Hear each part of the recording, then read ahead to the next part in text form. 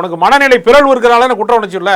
நீ நார்மலாக ஒரு மனிதன் என்ன செய்வான்? நீ வாகனத்தில் போகிற போது பைக்கில் வந்து குறுக்கு மறுக்குமா வண்டி ஓட்டுறான், உள்ளே வந்து விழுந்துருவானோங்கிற அச்சமாக இருக்கிறது. நீ பதட்டமே அடையலையே, என்ஜாய் பண்ணுற. நீ நான் என்ஜாய் பண்ணுற, லைட்டை போட்டு ஆஃப் பண்ணுறேன்னா நீ என்ன? அப்போ வந்து இது இப்போ தமிழ்நாட்டை வந்து பைத்தியக்காரர்கள் ஆள்வதா, மன நோயாளிகள் ஆள்வதா, சைக்கோ ஆள்வதா, தனி மனித ஒழுக்கம் இல்லாதவன் இந்த மண்ணை ஆள்வதற்கு ஆசைப்படுவதா? இதெல்லாம் கேட்க வேண்டியிருக்குல்ல. உன்னால் ஒரு சிறந்த குடும்ப தலைவனாகவே வாழ முடியலையே. உன்னுடைய மனைவிக்காக உன்னால் வாழ முடியல, உண்மையாக வாழ முடியல, உன் பிள்ளைகளுக்காக வாழ முடியல. உன் கட்சிக்காரன் செத்தான்னா உன் முகம் பார்ப்பதற்காக முண்டி அடித்து மூச்சு திணறி செத்து போகிறான் அவன் கண்ணு முன்னாடி.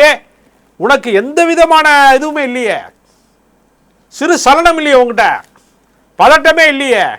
இப்போ நீ என்ன, நீ ஹியூமன் பீயிங்கே செக்கலாக இருக்கே. முதல்ல அடிப்படை மனிதாயமான வேணாமா? ஒரு தலைமைக்கு வந்து வரணும்னு ஆசைப்படுறவங்களுக்கு எல்லாவரையும் அரவணைக்கக்கூடிய பண்பு இருக்கணும்ல. கண்டிப்பாக இருக்கும்.